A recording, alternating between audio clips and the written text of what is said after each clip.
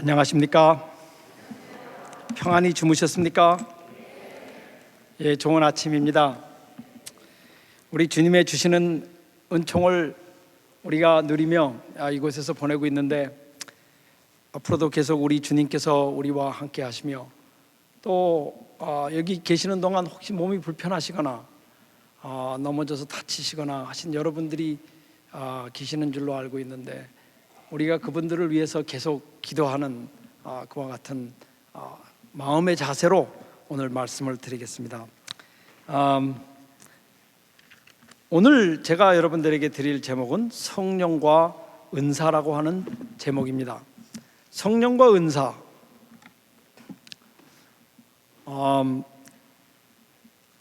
이 성령과 은사에 대한 그 총 기별을 먼저 말씀을 드리고 제가 서론을 말씀을 드리겠습니다. 왜냐하면 오늘 드리는 내용은 사실은 좀 그렇게 쉬운 제목이 아니에요. 그러나 이 제목이 꼭 필요하다고 제가 생각했던 것은 많은 분들이 성령 은사 하면은 오순절 교회의 영향을 받아서 그냥 이적과 방언 이렇게 생각하는 경우가 굉장히 많거든요. 그래서 여기 제가 오늘 여러분들에게 전하고 싶은 기별은, 은사는 각 개인이 경험하는 독특한 성화의 과정이에요. 제가 다시 한번 읽어드리겠습니다. 은사는, 우리 다 같이 읽겠습니다. 은사는 시작. 은사는 각 개인이 경험하는 독특한 성화의 과정. 그러므로 제가 오늘 여러분들에게 드리고 싶은 그 말씀은, 이 성화와 이 은사를 분리해서 생각하는 게 지금 우리 시대의 가장 큰 폐단입니다. 지금 우리 한국의 교인들, 특별히 오순절 교인들이 많고, 그래서 우리 한국의 기독교인이 제가 알기로는 40%가 됩니다. 거의 한국 인구의 절반이 지금 우리 기독교인이고, 그 중에 개신교인도 많이 있고, 또 개신교인 중에 대통령을 한 김영삼 대통령이나 또 김영삼 대통령, 그다음에 이명박 대통령, 이분들이 다 교회 장로님들이시고, 그런데도 우리 한국의 도덕적인 변화가 일어나지 않고 있어요. 그 이유가 뭐냐면은 이 성령의 은사와 성화를 분리해서 생각하기 때문에. 제가 오늘 그래서 여러분들 말씀드리는 것은, 은사는 각 개인이 경험하는 독특한 성화의 과정입니다. 제가 여기에 대해서 이제 더 말씀을 드리겠습니다. 강의 요점은 세 가지로, 제가 사실 이 강의는 한 5번에 제가 걸쳐서 학교에서도 강의하는 제목이고, 또 그 외에도 제가 출판도 하고 뭐 그랬는데, 이걸 세 요점으로 모으느라고 진땀을 뺐습니다. 그러니까 여러분, 이게 세 개만 기억하셔도 오늘 다 나머지는 조셔도 오케이. 이 기별하고 요점만 얻어가지고 가시면 됩니다. 이게 뭐냐면, 로마서 12장 1절로 13절의 말씀을 중심으로 해서, 그게 제일 첫 부분이 되겠습니다. 은사와 성화의 관계를 제가 설명을 드리겠습니다. 이게 잘 이해가 안 되는 문제가 있기 때문에 제가 이 면을 조금 진부하지만은 제가 제 최선을 다해서 아주 가장 쉽게 제가 설명을 드리도록 노력을 해보겠습니다. 그러나 하나님의 마음을 설명하는데 어떻게 인간이 이걸 쉽게 설명할 수 있겠습니까? 특별히 저 같은 사람이. 근데 여기 은사, 제가 여기서 말씀드리는 것은, 성화는 은사의 연장입니다. 그러니까 이 extension. 제가 이것을 첫 번에 설명을 드리고, 두 번째는 고린도전서 12장 7절부터 11절에 나오는 성령의 은사. 근데 성령의 은사와 믿음과의 관계를 잘 이해를 못해. 그래서 제가 이 믿음과 성령의 은사의 관계를 제가 이 두 번째 부분에서 설명을 하겠습니다. 즉, 성령의 은사는 믿음으로만 얻을 수 있는 것이라고 하는 것을 제가 여러분들에게 설명을 드리겠습니다. 그다음에 마지막으로 고린도전서 12장 28절에 나오는 그 은사, 그 은사들이 다 왜 어떤 그 구분화된 어떤 그런 양상으로 나타나는지, 뭐 선지자라든지 이런 그런, 그래서 그것은 은사는 결국 그리스도를 아는 지식이라고 하는 것을 제가 여러분들에게 설명을 드리겠습니다. 그래서 이 세 부분으로 나누어서 제가 다음 50분 동안 최선을 다해서 여러분들에게 설명을 드릴 테니까, 물론 first part I know 그러시면 그거는 우리 학교에서도 면제, 그건 안 들으셔도 돼. 그다음에 second part는 I know, 그건 쉬운, 그러면 그거는 면제. 그동안은 스마트폰 하고 계시면 되는 것이고, 그다음에는 뭐 은사, 조금 제가 드리는 이 말씀이 어떤 면에서는 캐프테리아 음식 같아가지고 50분 동안 말씀드리지만 매 5분마다 제가 새로운 디시를 하나씩 드릴 테니까 여러분들이 잡수실 싶은 것만 골라서 잡수세요. 이게 다 잡수시면 다 소화가 안 될 수도 있기 때문에 제가 이것을 최선을 다해서 제가 설명을 드리겠습니다. 먼저 이 성화의 초점을 사도 바울이 이제 이 로마서 12장에서 설명을 합니다. 이 로마서 12장은 은사에 대한 장입니다. 근데 은사에 대한 장을 이제 기록하시면서 은사의 소론을 성화로 잡습니다. 그런데 성화되는 것을 이제 몸과 마음이라고 하는 그 두 가지 초점을 잡고 설명을 하시는 거예요. 그러니까 제가 어저께 이 성화는 성령으로 말미암는 성령의 체험이라고 제가 여러분들에게 말씀을 드렸어요. 사랑과 성령의 열매, 사랑과 희락과 화평과 충성과 인내와 충성과 양성과 이 모든 이 성화는 그렇게 보편적인 설명이 가능하지만은 이 몸과 마음이라고 하는 두 기둥을 갖고 있습니다. 초점이라고도 볼 수 있고. 그래서 제가 이것을 이제 설명하기 전에 우리 다 같이 이 원문을 한번 읽어보겠습니다. 그러면 우리 시작. 그러므로 형제들아, 내가 하나님의 모든 자비하심으로 너희를 권하노니 너희 몸을 하나님이 기뻐하시는 거룩한 산 제사로 드리라. 이는 너희의 드릴 영적 예배니라. 너희는 이 세대를 본받지 말고 오직 마음을 새롭게 함으로 변화를 받으라. 하나님의 선하시고 기뻐하시고 온전하신 뜻이 무엇인지 분별하도록 하라. 여기에 나오는 이 말씀은 제가 여기 보여드린 바와 같이 이 몸과 마음이라고 하는 이 두 가지, 여기 보이는 몸, 마음, 이 두 가지 이 단어가 여기 사용되고 있습니다. 이 몸과 마음, 그러니까 이 몸과 마음을 중심으로 해서 몸을 하나님께 거룩한 산 제사로, 아시겠어요? 여기 성화는 이 몸을 하나님께 거룩한 산 제사로 드리는 거예요. 제사를 드릴 때 그 제물이 죽습니까? 삽니까? 죽어요. 근데 여기 분명히 사도 바울은 말씀하시기를 산 제사로 드린다 그랬어요. 우리가 하나님께 우리 자신을, 우리 몸을 바칠 때 우리가 살아납니다. 물론 제단에 죽지만은 십자가로 말미암아 못 박히지만 우리는 다시 부활한다고 하는 이 몸의 부활을 여기 지금 설명하고 있는 거예요. 사도 바울은 이 몸의 부활, 우리가 자꾸 여기 늙는다는 얘기를 하니까 여러분들이 이제 늙는 소리 하지 말라고. 사실이에요. 여러분 옛날 말에 어미도령이라는 말이 있습니다. 어미도령이 뭐냐면 어떤 사람이 종을 훔치는데 자꾸 종소리가 나니까 귀를 막고 훔쳤다고, 그런 말이 있어요. 그러니까 아무리 귀를 막아도 종 울리는 소리는 다 들을 수 있어요. 만약에 여러분이나 저나 늙지 않는다고 생각하면 제일 속는 사람은 자신밖에 없어요. 다른 사람은 다 보이거든요. 그렇기 때문에 우리 자신들이 다 이렇게 필경 인생이 가는 길을 다 가는 거 아니겠어요? 정말 여러분, 마르틴 루터가 59세, 베토벤이 59세, 옛날에는 60을 넘기는 이들이 흔치 않았어요. 그리고 공자님도 70이 고희라 그래서, 고희가 뭐예요? 옛날부터 귀한 것이다 해서 70을 고희라 그랬어요. 고희, 그 다음에 80에는 뭐 이름도 붙이지 않았습니다. 뭐 40은 미혹이요, 뭐 60은 이순이요, 그거 다 뭐 80까지 사는 사람들이 없었기 때문에. 근데 로마린다에 가보니까 80도 청년이라고 그러더라고요. 그래서 제가 깜짝 놀랐습니다.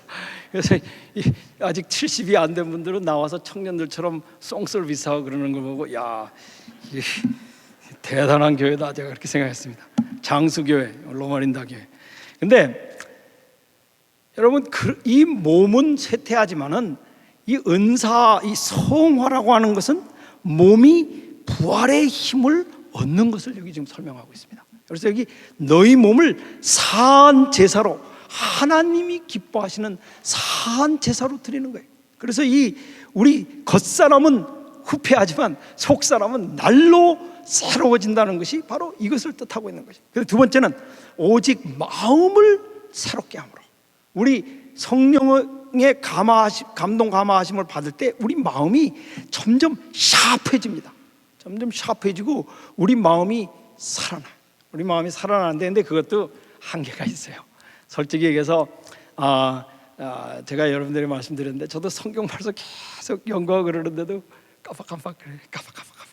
그 왜? 결국은 이 마음도 몸이기 때문에, 마음도 몸이 한 부분이기 때문에.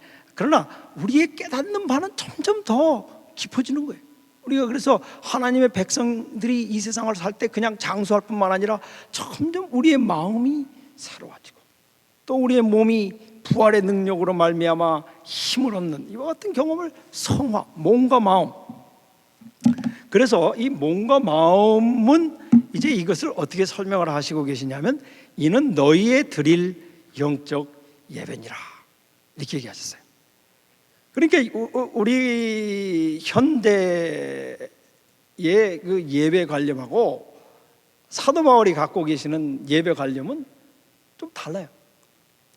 이럴 수밖에 없는 게, 이 예배를 드리면은 사실 한 30분만 드려도 좀 가만히 앉아 있기가 얼마나 불편합니까? 저도 솔직히 그래요. 뭐 설교가 길어지고, 저도 설교하는 사람의 입장으로 설교가 점점 길어지면 어떤 데는 좀 짜증이 나요.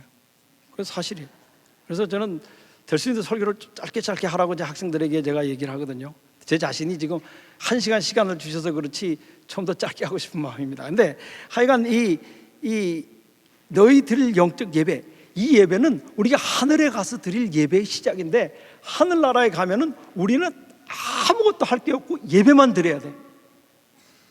시작부터 끝까지 영원토록 예배를 드리는데, 이렇게 앉아서 예배를 드리면 얼마나 지겹겠어요. 그냥 영원토록 앉아서 그냥 하나님께서 그냥 계속, 아무리 하나님이 설교를 하셔도 그건 좀 너무 길 수 있어요, 어떤 면에서는. 근데 이 영적 예배라고 하는 것은 이 몸과 마음의 신장이, 우리 마음이 구로우하는 이 영원한 구로스를 사도 바울은 여기서 너희에 드릴 영적 예배라 이랬어요. 그래서 성화를 통해서 자신이 점점 발전하는 영원한 발전을 예배라, 그렇게 얘기했어요. 그러니까 그냥 앉아서 이렇게 듣고 있는 수동적인 그런 예배를 예배라 그러는 게 아니고, 자신의 몸과 자신의 마음, 이것이 이제 변화되는, 그래서 이것을 사도 바울은 영적 예배라 이렇게 얘기하시고, 그 다음에 하나님의 선하시고 기뻐하시고 온전하신 뜻이 무엇인지를 분별하도록 하라. 우리가 하나님의 뜻을 분별하는, 그러니까 영적 예배는 제가 여기 헌신 플러스 분별, 계속 우리 자신을 하나님께 바치고, 바치는 과정에서 우리가 변화되고, 그 다음에 우리의 식별력과 분별력이 점점 신장하는 것을 영적 예배라고 그렇게 얘기했어요. 그러니까 여러분들이 매일 하늘나라에서 드릴 예배를 지금 이 순간부터 시작할 수 있어요. 그래서 계속 헌신, 계속된 산 제사로 드리는 몸의 헌신, 변화, 마음의 분별력, 마음의 황골 탈퇴, 아시겠어요? 완전 변혁, 메타노야, 이게 예배, 이게 예배. 그래서 이런 그 예배는 항상 한순간도 쉬지 않고 일어나는데, 사실 이 세상 살면서 제일 재밌는 게 뭐냐 하면은 자신을 임프루브하는 거예요. 자신이 임프루브하는 게 제일 재밌어요. 그래서 저는 우리 아이들 보고 뭐라고 얘기했느냐면, 너희 공부할 때 A 같은 거 생각하지 말라 그랬어요. A 맞고 B 맞고 그런 거 생각하면은 굉장히 괴롭고, A를 맞기 위해서 공부를 한다는 것, 뭐 B를 안 맞기 위해서 공부한다, 이런 거 하지 말고 계속 continual growth, 이 마음의 growth, 이 성장을 하도록 하라. 저는 그거를 저희 자녀들에게 계속 가르쳤는데 하고 있는지는 제가 잘 모르겠어요. 근데 하여간 우리 학생들에게도 제가 계속 얘기하는 게, 뭐 A 맞았냐 B 맞았냐 이게 중요한 게 아니에요. 이 마음이 성장. 왜냐하면 이 자신이 변화하고 성장하는 게 재밌는 거예요. 너무너무 재밌어요. 그거 같이 재밌는 게 없어요. 그 피아노를 지켜보면 알아요. 그 피아노, 제가 저 시카고에서 아는 사람 하나 있었는데, 그냥 아들을 저 피아노 잘 치는 아들이 있었어요. 그래서 탁 이렇게 피아노 치는데 아예 감시를 해요. 딱 연습실에다 넣어놓고 맥다 놓을 때 맥 나게 딱 사다가 딱 감옥에 있는 사람처럼 주고 문 딱 닫고 밖에서 왔다 갔다. 그래서 제가 그랬어요. 저는 자녀들에게 그렇게 음악을 포스하지 않습니다. 포스요? 딱 격려입니다. 그래요. 격려예요. 근데 그 아이 지금 피아노 건드리지도 않습니다. 그런 격려 필요 없어. 근데 그 옆에 어떤 러시아에서, 우리 한국 사람들 음악 가르치는 게 다 이런 식이에요. 그렇게 해서 열심히 시켜놓고, 그 다음에 이제 대학 갈 때는 너 의과해, 딱 싹 바꾸고, 그런 식으로 우리 한국 사람들 음악 하는데, 그 러시아 학생이 하나 있었어요. 이 러시아 학생은 그 부모는 본 적이 없어요. 본 적이 없고 자기 혼자 와서 연습하는 거예요. 근데 얘는 그 음악을 치면서 자기가 임프루브하는 게 익사이팅한 거예요. 부모 감시도 없는데 밥도 안 먹고 어느 날 콩클 나가는데 막 아파서 몸에 열이 나니까 타일레놀 한 병을 다 먹고 연습 나갔어. 그 부모가 시키지도 않는데, 왜? 그 임프루브하는 게 익사이팅한 거예요. 아시겠어요? 그렇기 때문에 우리 영적 예배는 익사이팅한 거예요. 익사이팅, 신나는 거예요. 우리 자신이 변화되고 우리 자신이 신장하고 계속 발전하는 것이지, 그냥 앉아서 이렇게 수동적으로 말씀을 듣고 있는 게 아니에요. 그래서 이 영적 분별력,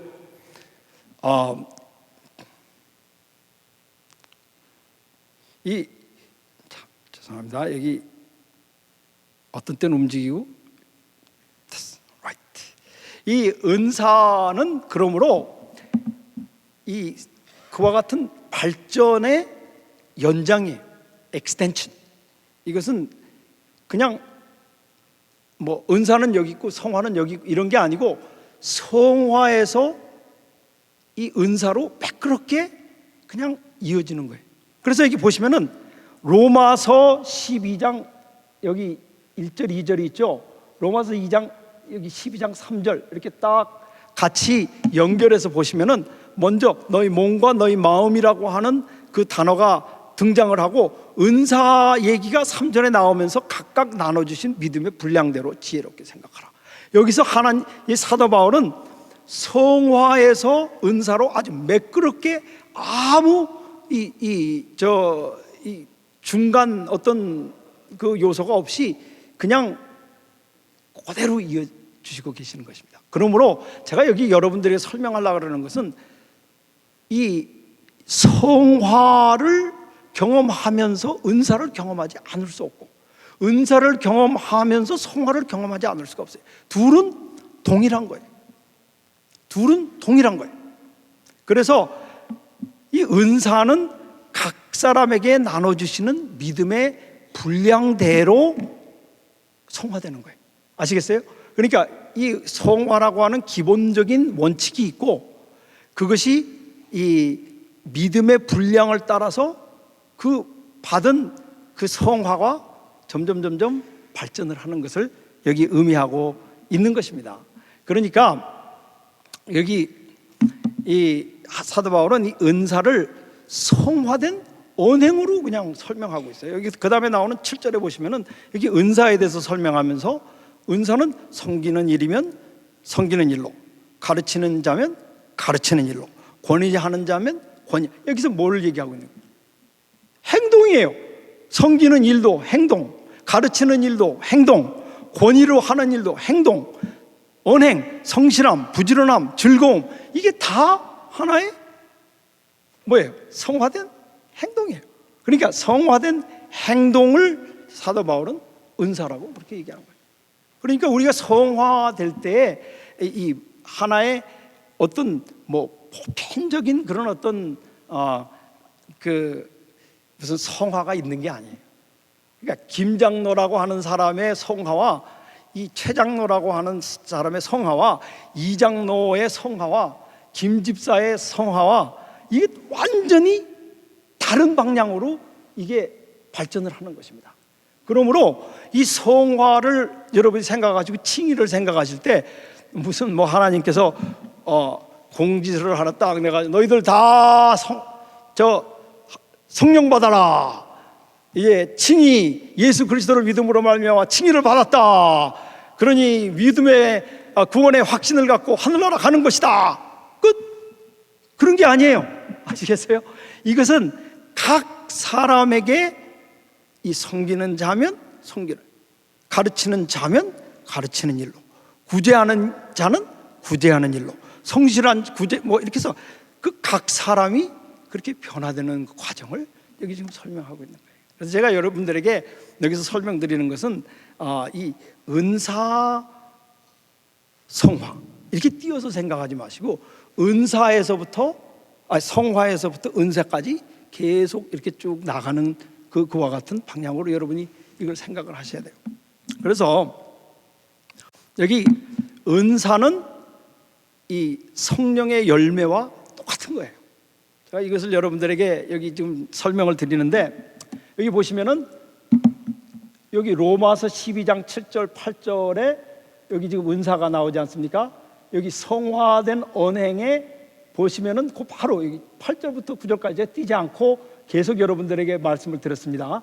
여기 보면 아까 말씀드린 섬기는 일, 가르치는 일, 성실함, 권위하는 일, 부지런함, 즐거움, 그 다음에 이 성화된 언행에 여기 많이 있지만 너무 빨간 글씨로 많이 쓰면 여러분이 혼동하실까 봐 제가 여기 말씀드리는데 사랑, 서로 우애, 즐거움, 참으며, 이게 뭐예요? 사랑과 그 다음에 뭐예요? 희락과 화평과 인내. 이것은 성령의 열매를 여기 정확하게 지금 표현하고 계시는 거예요. 그러므로 여기서 제가 거듭 말씀드리는 것은 이 성령의 은사는 성화의 이 발전, 이 성화의 발전을 얘기하는 거예요. 그러니까 뭐나 마찬가지냐면은 성화를 받는다 하는 것은 우리 많은 분들이 이렇게 이제 생각하니까 메디컬 스쿨을 가는 거나 마찬가지. 메디컬 스쿨을 가면은 다 한 반에 넣어놓고 이 메디컬 스쿨에서 4년 동안 다 똑같은 제목으로 가르쳐줘요. 예? 그러니까 그건 일률적으로 다 똑같은 과목을 다 해야 돼.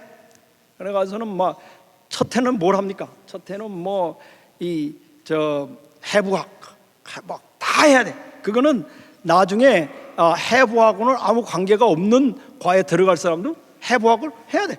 그건 반드시 해야 됩니다. 그 사람이 나중에 정말 그냥 무슨 패밀리 닥터가 되더라도 해부학을 해야 돼. 그 사람은 일생 하지 않을 거지만 다 해야 돼. 그리고 또 무슨 엑스레이 분야로 들어갈 분들도 다 해야 돼. 그 다음에 그렇게 해서 이제 1년, 그 다음에 2년 보고 그 다음에 시험 볼 때는 종합시험으로 모든 걸 다 같이 봐야 돼. 그렇지 않습니까? 그렇게 해서 4년을 하는 거예요. 프랙티스칼 할 때 뭐 소아과는 난 이 다음에 소아과 안 할 거니까 소아과는 안 들어간다. 뭐 이런 게 아니에요. 소아과, 뭐 내과, 외과 다 해야 돼. 에멀전시 메디슨, 뭐 설저리 다 그걸 해야 되지 않습니까? 그걸 다 한 다음에 시험을 보고 그 다음에 어떻게 돼요? 그 다음에 그 사람이 전문화하는 거예요. 그래서 여기 은사는 이 성화가 만약에 의과대학을 가는 거라면 은사는 전문의가 되는 거예요.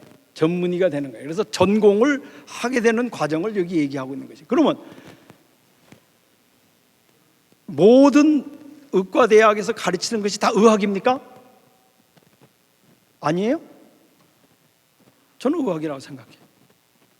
뭐 소아과든지 뭐 외과든지 내과든지 그건 다 뭐예요? 그것은 의학. 그렇죠? 그런데 또 소아과 전문의도 의학을 하는 사람이에요? 의학을 하는 사람이에요. 또 에머전시 메디슨을 하는 사람도 의학을 하는 사람이 of course. 이 마찬가지예요. 은사를 섬기는 일을 하는 사람도 성화된 사람이에요. 여기 서로 우애하는 사람도 섬기는 사람도 다 성화된 사람이에요.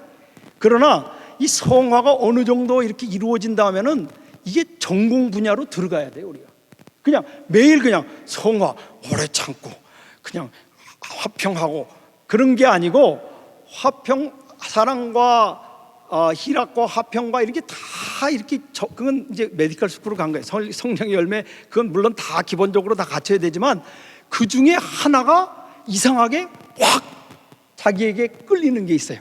어떤 사람은 예를 들어서 나는 이 말은 못해. 제가 아는 집사님 한 분 있는데 이분 참 좋은 집사님이에요. 정말 머리도 좋고 정말 제가 알기로는 아주 인텔이에요.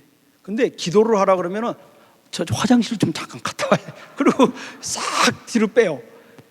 그 사람은 그러면 믿음이 없어서 그거 안 하는 거예요? 그런 게 아니에요. 또 어떤 분은 또 말은 잘하는데 교회에서 좀 파들락 같은 거 도와달라 그러면 저 지금 집에 일이 있어서 잠깐만 뭐 이러고 그러면 이 사람 이거 믿음이 없는 사람이라고 말해요. 어떻게 파들락 같은 거 돕지 않고. 근데 그 사람은 손재주가 없어서 그런지 아이핸드 코디네이션이 없어서 그런지 집에서 뭐 음식하고 이런 막 짜증만 나고 가사도 하기 싫은데 교회까지 와서 하기 싫은 거예요. 그러니까 제가 여기 여러분들에게 말씀드리는 거는 여러분의 속에서 성령이 여러분을 어떻게 인도하시냐 그거를 잘 봐야 돼. 김 집사가 파들락을 잘 도운다고 해서 또 박 집사도 파들락을 잘 도와야 되는 게 아니에요. 김 집사가 파들락을 잘 도와서 섬기는 분이시면은 아멘 할렐루야. 근데 이 집사는 파들락은 못해. 그 사람이 만들어 놓은 음식은 먹을 수가 없어요. 예를 들어서 그래도 말은 조리 있게 잘한단 말이에요. 그러면 어떻게 얘기하냐면 에이 말만 하고 앉아가. 그러면 안 돼요. 그 사람이 각각 전문 분야예요. 전문 분야. 그래서 여기 뭐 우리 의사분들 많이 앉아 계시고 자녀분들도 의사가 많은데 나중에 예를 들어서 무슨 병리과 패톨로지 하는 분이 계시는데 그분 이제 만약에 제가 그런 의사분 만났어요. 자기는 굉장히 고민이 있다 그래요. 그게 뭐냐 하면 비행기에서 혹시 누가 이게 아프면은 Is there a doctor in the plane? 그러면 어떻게 해야 될지 모르겠대. 자기는 한 번도 이 병자를 만나는 게 다 세포로 만나기 때문에 어떻게 해야 될지 모르겠다. 그래서 항상 비행기 탈 때는 I don't know. 간호사만큼도 못해요. 그런 의사들도 있어요. 그러니까 이게 점점 전문화되면서 전에 어떤 거는 잘 안 되는 것들도 있고 그런 거예요. 그러니까 여기 성령과 열매가 이렇게 쫙 열리기 시작할 때 처음에는 다 같이 열리지만은 그것이 다 뭐 사랑과 평이 다 있지만 그 중에 특별히 자기에게 강하게 나타나는 그 열매가 있다 이거예요. 그 현상이. 그거를 빨리 캐치를 해야지. 김 집사가 파들락 잘한다고 집에 와서 나는 교회 가면 파들락 하기 싫어. 교회 안 가버릴까 보다 그냥. 그러면 안 돼요. 김 집사가 파들락을 잘하면은 아멘 할렐루야. 그러나 나는 그거 먹고 기뻐할 수 있는 은사가 있다. 예를 들면 아시겠어요? 기쁨도 성령의 열매니까. 그렇지 않아요? 그러니까 이런 저는 이 은사를 우리가 참 이해를 잘 못해. 잘 못해가지고서는 괜히 남이 하는 것들 따라 하려고 하다가 신앙을 망치는 사람들이 굉장히 많아요. Play your own game. 이번 올림픽이 오는데 다들 코치들이 그 자기네들 선수들에게 하는 말이 그거예요. Play your game. 다리가 긴 사람, 그 다리가 긴 다리를 이용해야 돼요. 팔이 긴 사람, 팔이 굵은 사람, 어깨가 두꺼운 사람, 뭐 야구 선수들도 보면 다 가지각색이에요. 어깨가 큰 사람은 어깨를 이용해서 때려야 되는 거고, 다리가 큰 사람은 다리를 이용해서 때려야 되는 거고, 몸이 큰 사람은 몸을 사용해서 때려야 되는 거고, 그런 거지. A라는 사람이 손으로 때린다고 나도 손으로 때리면 안 되는 거예요. 그러니까 이게 이 성화의 과정이 계속 되는 상태에서 은사가 두드러지게 나타나는 거예요. 아시겠어요? 그러므로 이 은혜의 현상이라고 하는 것은 이 은사의 현상을 얘기하는 건데, 이 은사의 현상에는 그래서 이 세 가지가 있는 것을 지금 이게 아직도 첫 부분입니다. 제가 이게 설명드리는 건데, 거기는 이 은사가 나타날 때 우리가 뭐 이적, 방언 이런 걸 생각할 게 아니고 세 가지 특징이 있습니다. 여러분이 은사를 받았는지 안 받았는지 그러면 어떻게 알 수 있느냐? 그것은 겸손, 독특, 조화, 이 세 가지를 아시면 돼요. 이 은혜의 그러니까 은사, 성령으로 말미암은 이 은사의 현상은 이 은혜이기 때문에, 그게 은혜이기 때문에 이게 사실 헬라어에 보면은 은혜는 카리스예요. 카리스. 그리고 은사는 카리스마타. 한국말도 그렇잖아요. 은혜. 그렇죠. 베푸는 자, 은자 다 같은 은자잖아요. 은사. 선물 사자. 그렇죠. 줄 사자. 그러니까 이 은혜의 현상. 그러니까 은혜가 우리에게 주어져서 은사가 우리에게 올 때 세 가지 그 현상이 일어납니다. 하나는 겸손, 독특, 조화. 제가 여기 대해서 좀 설명을 드리겠습니다. 겸손해야 돼요. 우리에게 은사를 주시는 이유는 겸손하라고 주시는 거예요. 아시겠어요? 겸손. 여기 그래서 이 은사를 받은 사람은 자기가 받은 은사를 알고 또 다른 사람의 은사를 인정할 수 있는 그와 같은 아량을 가르쳐서 여기 겸손이라고 설명하고 있어요. 내게 주신 은혜로 말미암아 너희 중 각 사람에게 말하노니 마땅히 생각할 그 이상의 생각을 품지 말고, 오직 하나님께서 각 사람에게 나누어 주신 믿음의 분량대로 지혜롭게 살라. 그래서 여기 보면 마땅히 자기가 생각해야 될 것만 생각해야 되는 거예요. 예를 들어서 최희찬이는 최희찬이가 할 수 있는 그 마땅히 생각해야 할 분야가 있어요. 자기가 모든 걸 다 할 수 있는 게 아니에요. 제가 어떤 사람들 보면은 뭐 이런 사람들 문서전도를 잘해. 그러니까 이 사람 문서전도 잘한다고 말. 목사 해보라고. 그래서 목사를 채용하면은 못해. 어떤 사람 목사를 굉장히 잘하는데 이 사람 목사를 너무 잘하니까 행정을 해보십시오. 그러면 행정을 죽쓰는 사람들이 많이 있어요. 그 왜? 자기에게 마땅히 생각해야 할 그 테두리 안에서 생각을 해야지 그 이상을 생각하지 못하게 하기 위하여 우리에게 은사를 주시는 거예요. 그래서 자신의 한계를 아는 것이 은사예요. 이건 굉장히 중요한 사실입니다. 우리 선거 때만 되면은 우리 한국 유교 문화가 들어와 가지고 이시조선 때부터 참 안 좋은 뭐 장유유서. 그 공자님은 좋은 얘기 하신 거예요. 그렇죠. 장유유서. 그거라는 것은 이 위에 사람을 존경하고 어느 정도의 순서가 있어야 된다고 하는 것을 뭐 얘기한 건 뭐가 나쁜 거 없어요. 그게 어떻게 이상하게 토착화돼 가지고 장이 돼야 밥도 제일 앞에 가서 먹고, 그렇죠. 항상 자리도 제일 좋은 자리에 앉고. 그러니까 장이 되는 것은 자기에게 굉장히 큰 유익이 있어요. 그러니까 장이 될 수 있는 능력이 있느냐 없느냐를 불문하고 무조건 장이 되려고 그러는 경우가 많이 있어요. 장로 할 자격이 아무 자격이 없는 걸 자기 자신도 알아요. 그건 그 아내도 알고 있어요. 이 사람 집에서 아무것도 못하는 무능한 사람이다. 알고 있어요. 그런데도 불구하고 교회 와서는 장을 하려고 그래요. 왜냐하면 장을 해야 대접을 받는다. 이렇게 생각을 하는 거예요. 인정을 받는다. 이거는 이 이시조선에서 내려온 그와 같은 문화예요. 그와 같은 문화고 우리가 이 문화를 버려야 돼. 유대인들도 유대인의 모세율법을 버렸는데 어떤 거는 유교에 좋은 것도 있지만 나쁜 것들도 많이 있어요. 무조건 장을 해야 된다. 여러분 구한말 역사를 읽어보면은 한국이 일본에 넘어갈 때 그때쯤은 여러분 한국이 어땠는지 아세요? 예를 들어서 정승을 한다 그러면 정승을 한 달에 한 번씩 바꿨습니다. 한 달에 한 번씩 바꿨어요. 왜냐하면 첫째로 정승 자리를 한 달에 한 번씩 줘야 뇌물이 들어오니까 자기가 이제 인감이 생기는 거예요. 그러니까 한 달에 한 번씩 갈아치워.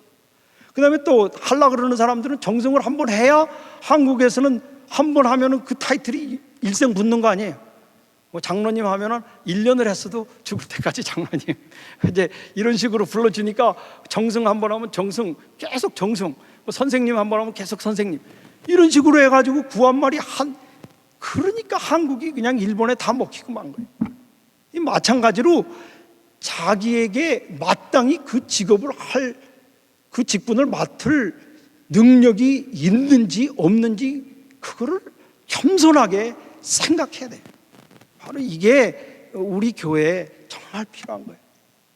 이게 영적 은사예요. 영적 은사. 제가 여러분들에게 이런 말씀을 드려서 죄송합니다만은 저는 이 말씀을 가르치는 거는 조금 좀 재미있어요. 재미있어. 성경 말씀이 재밌잖아요. 근데 이 행정은 노굿. 그래서 저한테 행정을 해달라고 몇 번 콜이 왔어요.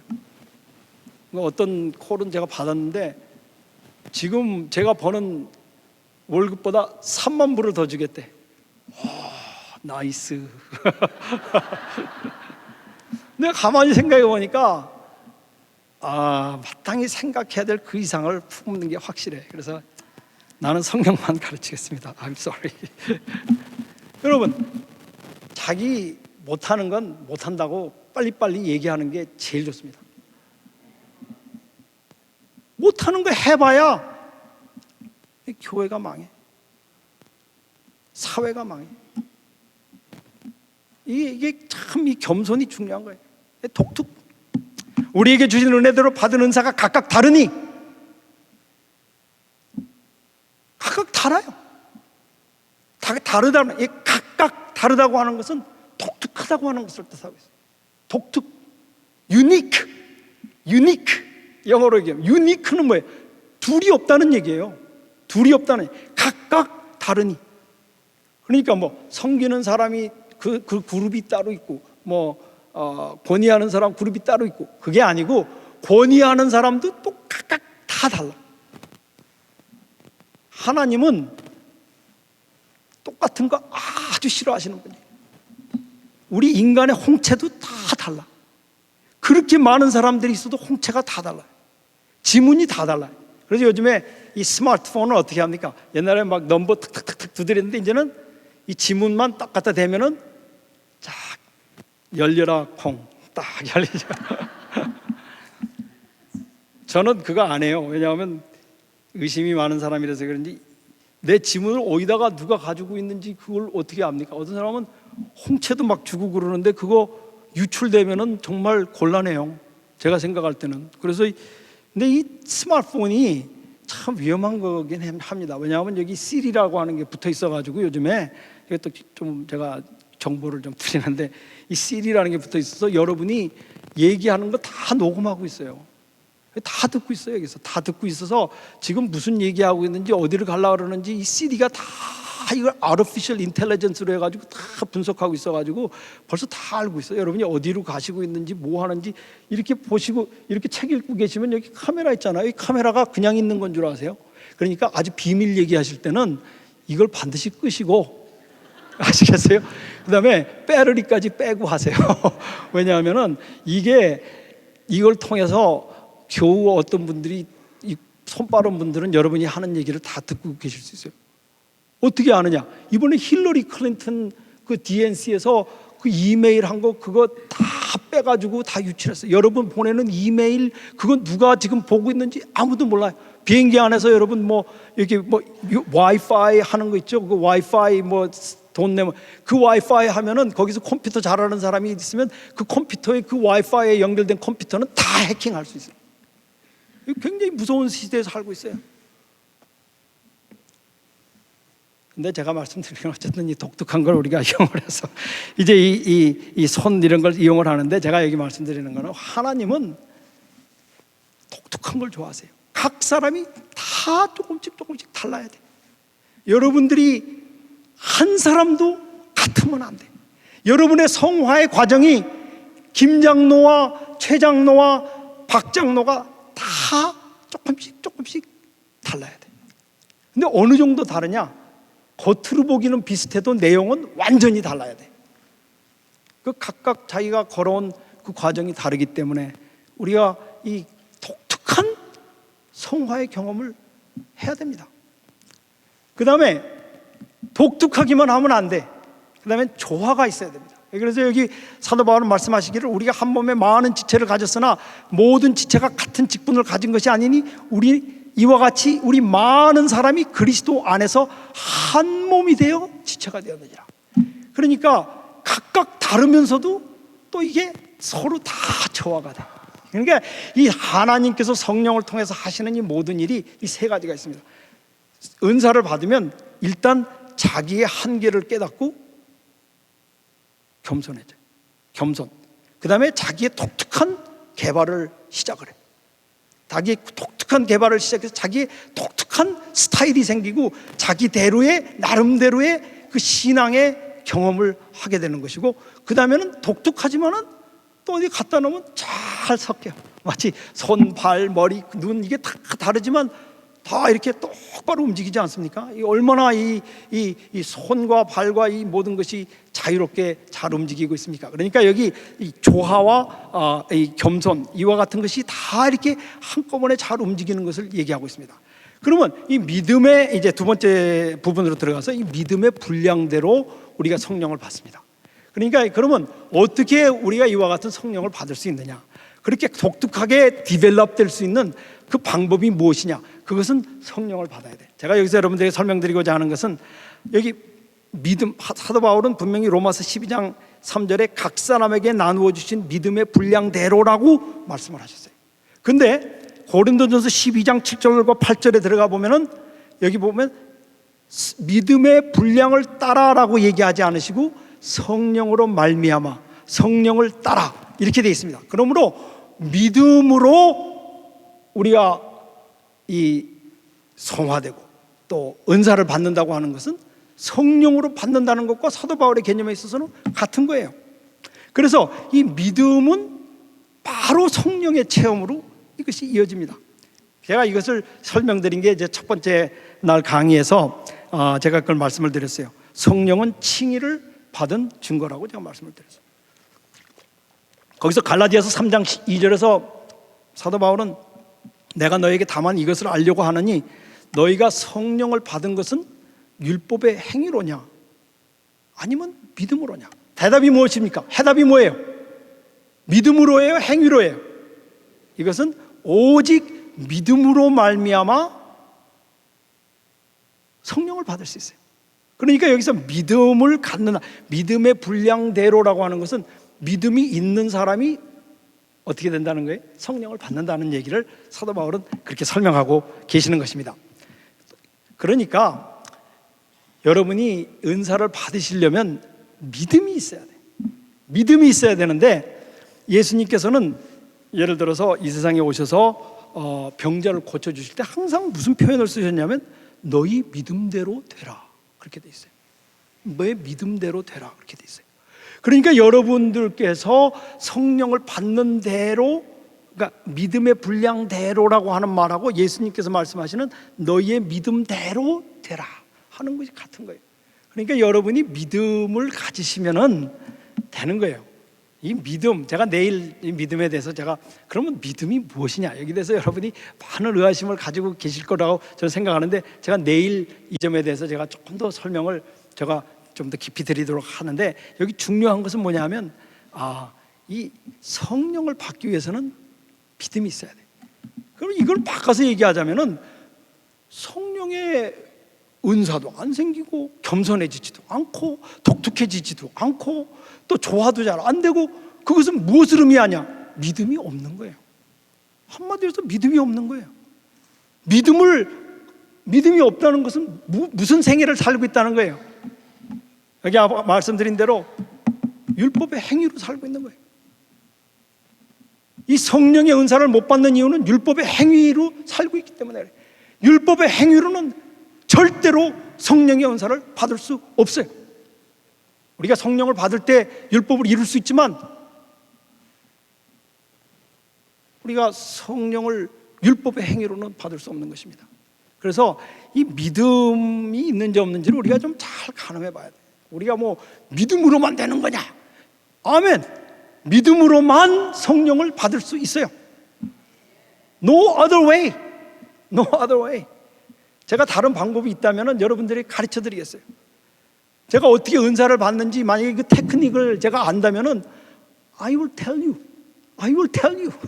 제가 여러분들에게 그 자세히 설명을 드리겠어요. 방법론이 없어요.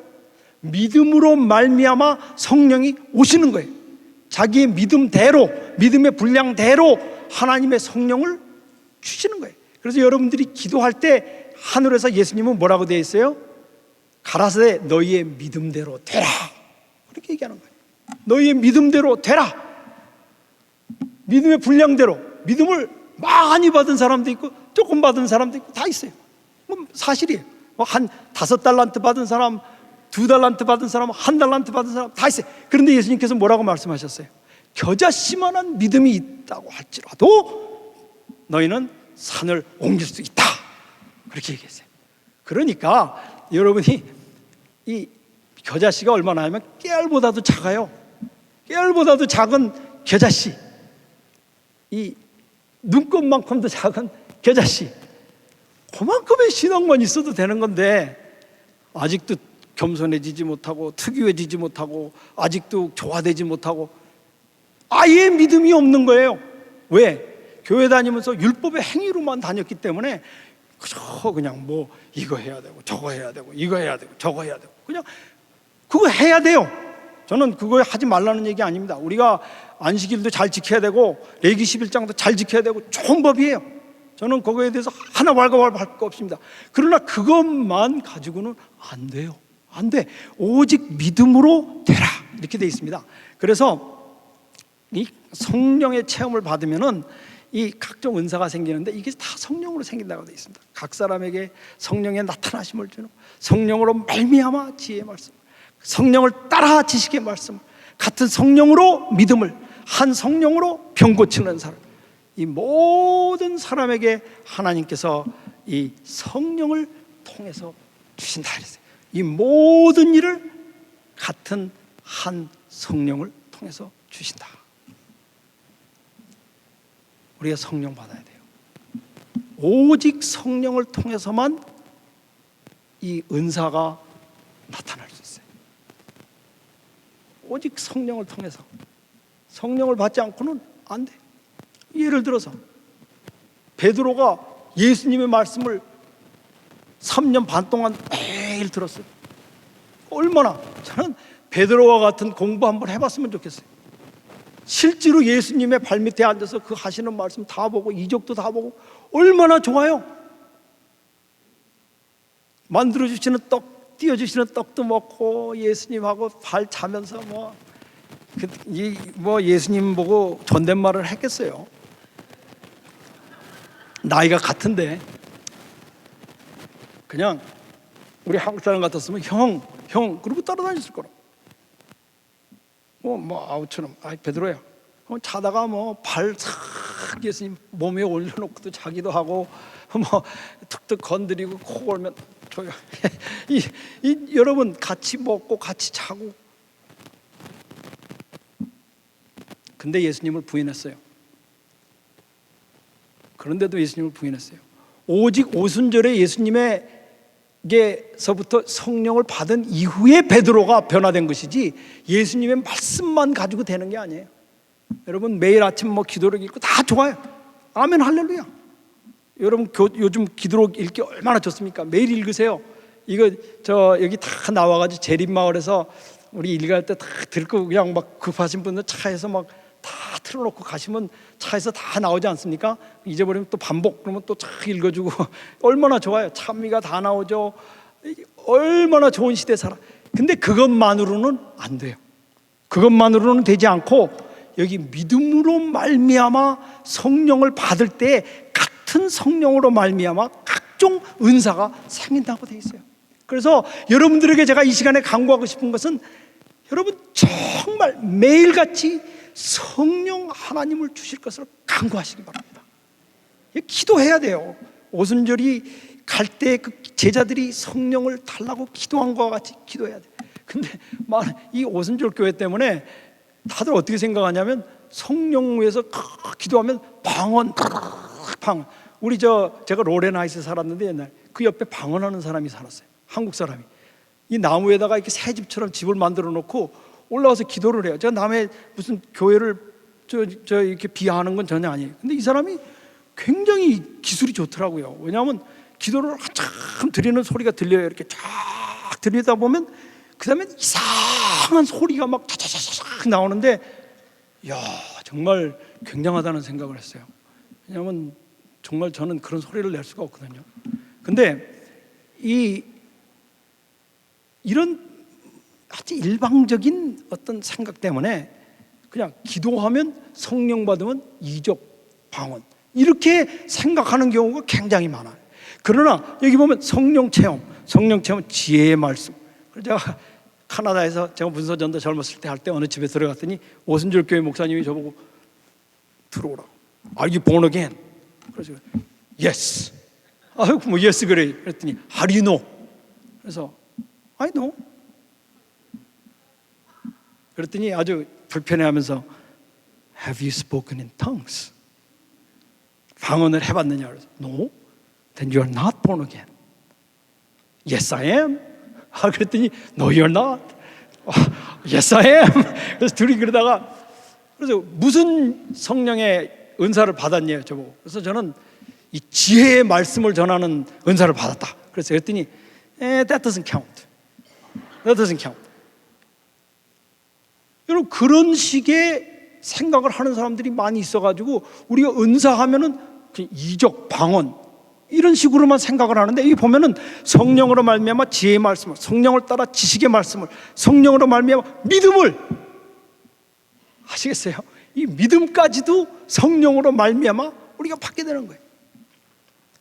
성령으로 병 고치는 은사와 능력 행함, 이 모든 것들이 다 성령을 통해서 우리에게 받는데, 제일 먼저 나오는 게 제일 중요한 거예요. 그 목사 잘못 생각하신 거예요. 지혜의 말씀, 베스트.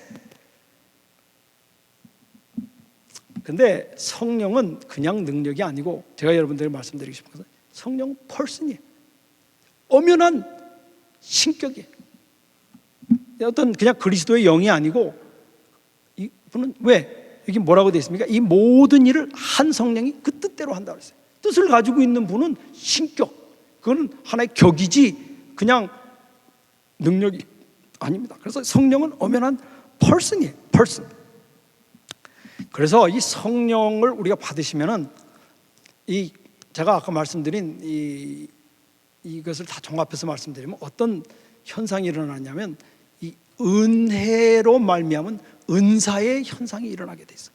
근데 이 은사의 현상이 일어나는 것은 이 마지막 시대에 우리가 늦은 비 성령을 받으면 더 크게 나타나게 되는데, 여러분 속지 마시라고 제가 이 말씀을 드리는 거예요. 속지 마세요. 사단이 주는 능력과, 이 사단도 역사를 해서 이 능력을 주거든요. 근데 사단이 주는 능력과 또 이 은사를 통해서 받는 능력이 판이하게 다릅니다. 완전히 다른 방향으로 이게 나타나는데, 그게 뭐냐면 첫째로 성령은 개별적 특이 구분학.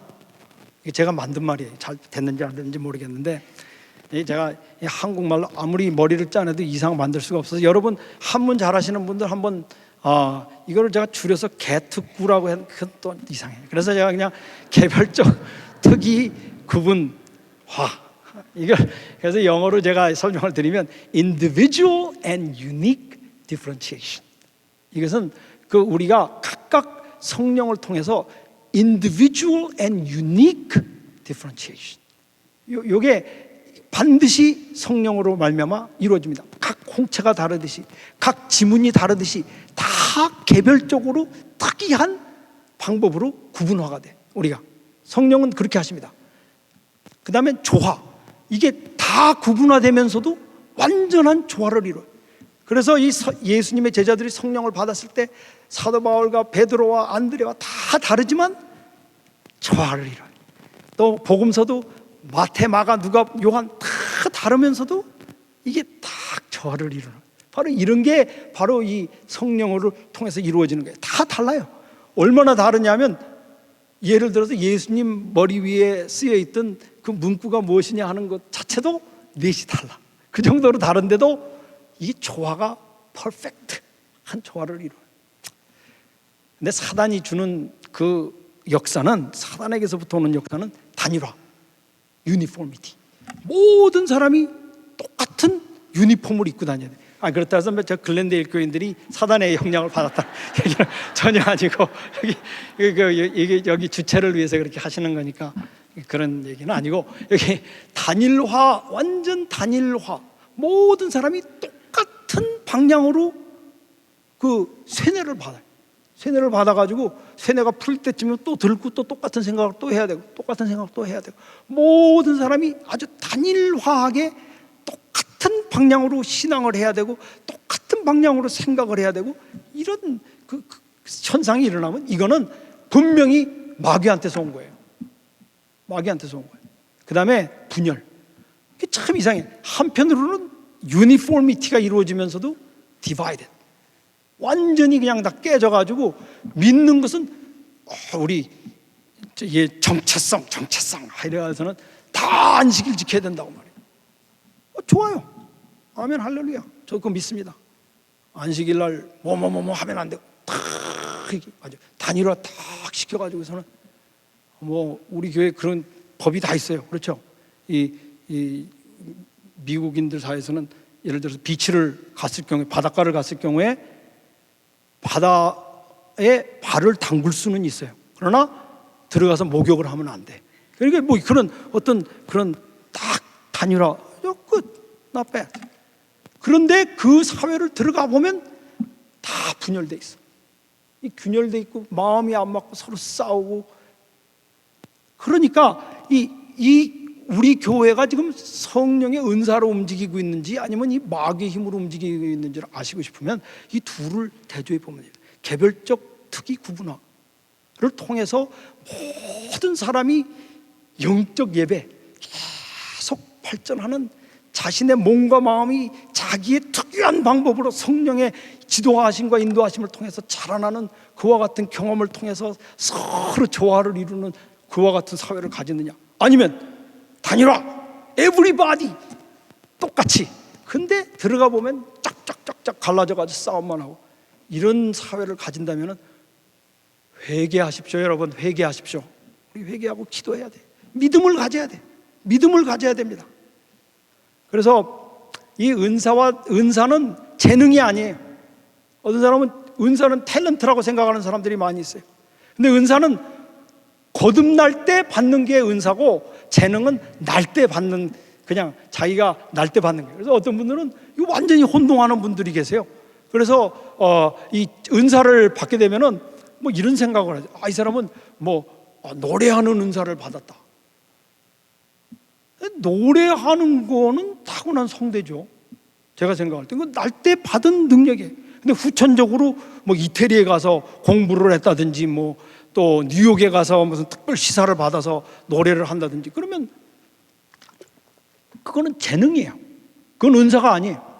은사는 거듭날 때 하나님께서 전에 가지고 있지 않던 능력을 주시는 게, 이게 은사예요. 왜 그러냐?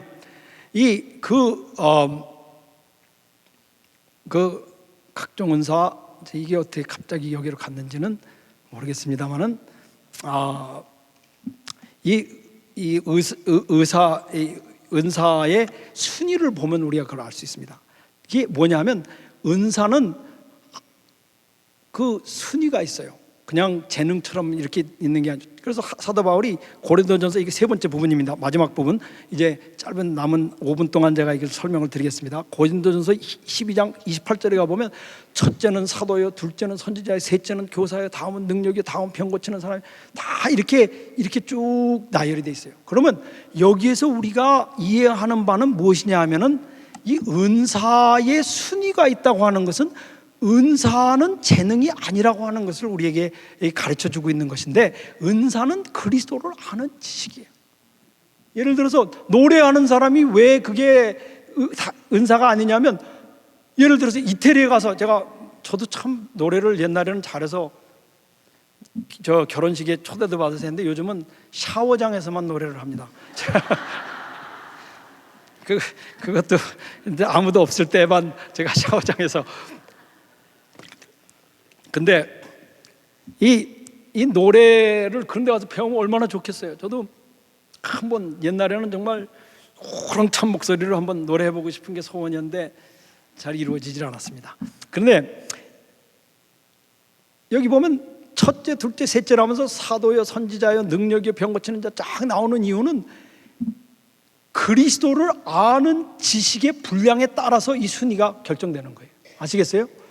그러니까 사도들이 가장 그리스도에 대해서 가장 깊이 넓게 정식으로 아는 분이에요. 이분들은 교회의 그 기초를 터전을 놓으시는 그와 같은 직분을 받으셨기 때문에 그리스도, 사도 바울, 베드로, 요한, 마가, 마태 이런 분들은 예수 그리스도에 대해서 아는 지식이 절대적인 지식을 갖고 있어요. 우리가 그분들의 지식을 능가할 수 없습니다. 그래서 그것이 첫째.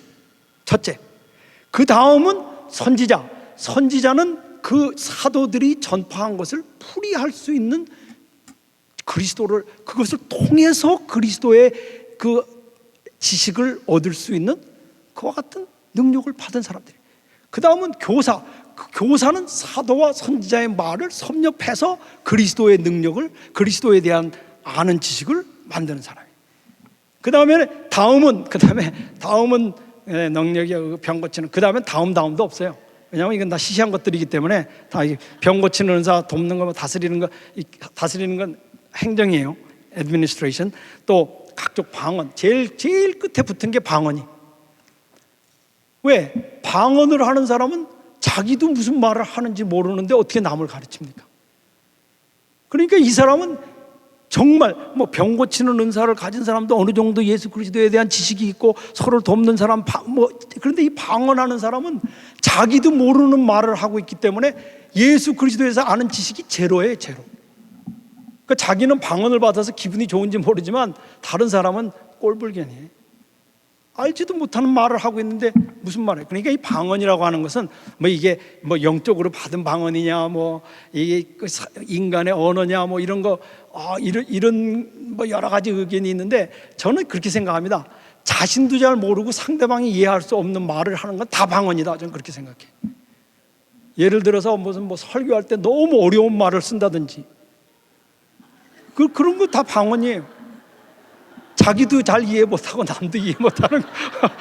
그 다음에 이 방언 중에 제일 이상한 발언이 또 외국어 많이 쓰는 발언. 저도 이번에 영어를 특별히 쓰기 시작한 이유는 저 영어 잘 안 쓰는데 한국에 가보니까 요즘엔 영어를 오히려 한문보다 더 많이 쓰더라고. 그래서 이제 영어가 이제 우리 한국말이 되는구나. 그래서 가보니까 너 스쿨 가서 런치 먹을래? 이렇게 얘기하더라고, 한국에서. 그래서 이제는 너 스쿨에 가서 런치 먹고 저 홈에 오다가 애프터 스터디하고 우리 이국헌 교수님도 여기 신학의 콘서트 이렇게 영어로 그래서 오케이, 그럼 영어 전 자신 있어, 할 수 있어요. 그래서 은사, 그래서 저 쓰는데, 그러니까 그건 방언이 아니고, 만약에 제가 여기서 프렌치 말로 하지는 못하는 뭐지만 여기 얘기할 때 예수님을 예수 그리스도 이렇게 한다든지, 그래서 이런 발음을 이상한 또 발음을 내 가지고 믿습니다도 믿습니다 이래, 이거 다 방언에 속하는 거예요. 자기도 뭔지도 모르면서 사람들 선동하는 이런 건 다 필요 없고, 은사는 예수 그리스도를 아는 지식, 그게 많으면 많을수록 우선순위가 올라가는 거예요. 그래서 우리가 이 성령의 아름다움, 여기서 다 설명할 수 없습니다만은 이 중요한 것은 무엇이냐면 이 은사는 제가 처음에 말씀드린 영적 예배입니다. 예배는 뭐예요? 예배는 찬양이, 우리가 계속 변화되는 몸과 마음을 가지고 예수 그리스도를 아는 분별력과 식별력이 점점 넘침으로 말미암아 그리스도의 사랑, 하나님의 사랑의 넓이와 높이와 깊이를 점점 깨달아서 그것을 찬양하는 것이 은사의 목적인 것입니다. 우리가 이 그리스도를 아는 지식이 늘어야 돼. 점점 늘어야 돼. 이게 바로 이 은사의 초점인 것입니다. 그래서 이 결론적으로 이 성령은 여기 몸과 마음으로 분류된다고 제가 말씀을 드렸어요. 성령은 몸과 마음. 이 몸은 성과된 이 언행으로 나타나. 마음만 가지고 되는 게 아니에요.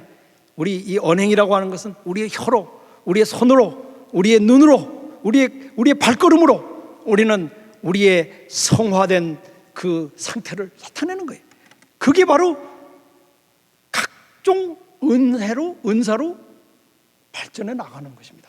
이 몸이 점점 이 은사를 통해서 그 이제 성화된 언행을 통해서 하나님께 산 제사로 그리스도를 아는 지식이 넓어져 가는 것을 의미하고 있는 거예요. 그다음에 마음은 그리스도를 아는 지식으로 점점 가득 차게 되는 거예요. 이게 바로 이 몸과 마음의 이 변화를 꾀하는 것입니다. 결론적으로 그러므로 은혜는 각 개인이 경험하는 독특한 성화의 과정. 여러분 모시기 못한다고 실망하지 마세요. 분명히 저는 확신하건대 여러분의 생애 속에서 성령은 여러분의 독특한 그 변화를 이루고 있어요. 지금 그 이루시는 그 과정을 우리는 현저하게 볼 수 있습니다. 그러므로 이 결론적으로 그렇습니다. 실망하지 마시고 우리는 계속 성령을 받기 위해서 우리 믿음으로 우리가 기도해야 되겠어요. 내일 제가 믿음에 대해서 조금 더 설명을 하겠습니다. 그러면 제가 이 시간에 여러분들에게 이와 같은 짧은 말씀으로 제가 말씀드렸습니다마는 여러분 사랑합니다. I love you. 아시겠어요? 제가 이 I love you 말씀드리는 이유는 제가 여기서 다음에 제가 올 때 여러분이 여기 계실지 안 계실지 모르겠어요. I don't know. 여기서 제가 전에 만났던 우리 박신관 장로님이시든지 이런 분들 다 지금 저보고 최 목사 매년 와야겠어 그러시던 우리 박신관 장로님, 저는 매년 못 옵니다. 그게 저 마지막으로 나눈 대화예요. 참으로 참 I love you. 여러분 얼마나 더 오래 사실지 또 그 전에 제가 갈지 I don't know. But I love you. 그러나 이 짧은 시간, 여러분 우리가 이 사는 이 시대, 옛날보다 지금 10년 더 살고 있어요. 여러분 10년, that's it. 하나님의 은혜로 말미암아 우리가 옛날에 70에 죽던 사람들 80에 죽고, 80에 죽던 사람 90에 죽고, 60에 죽던 사람 70에 죽는데 그 마지막 10년은 그냥 약으로 살고 있어요. That's the truth. 하나님께서 각종 약을 주셔서 우리 살고 있어요. 왜? 우리가 이 남아있는 짧은 이 생애 동안에 우리 예수 그리스도를 아는 지식이 점점 자라나고 성장해서 우리가 그리스도의 장성한 그 부분까지 우리가 성장할 수 있는 기회를 주시는 거예요. 여러분 이 시간 낭비하지 마십시오. 우리에게 많은 시간이 남아있지 않습니다. Another day. Think money. Think money. Another day. 여러분 깨어 기도합시다. 성령을 받기 위해 우리 기도합시다. 우리 다 같이 기도하겠습니다. 하늘에 계신 아버지 하나님, 우리에게 주신 전무후무한 이 시대, 너무나도 편안하고 너무나도 풍부하고 우리 조상이 먹지 못하던 음식을 먹으며 우리 조상들이 살지 못하던 집에서 살며 우리가 감히 주님의 이름을 찬양할 수 있는 이와 같은 자유로운 시대에 살 수 있게 된 것을 인하여 감사드리옵나이다.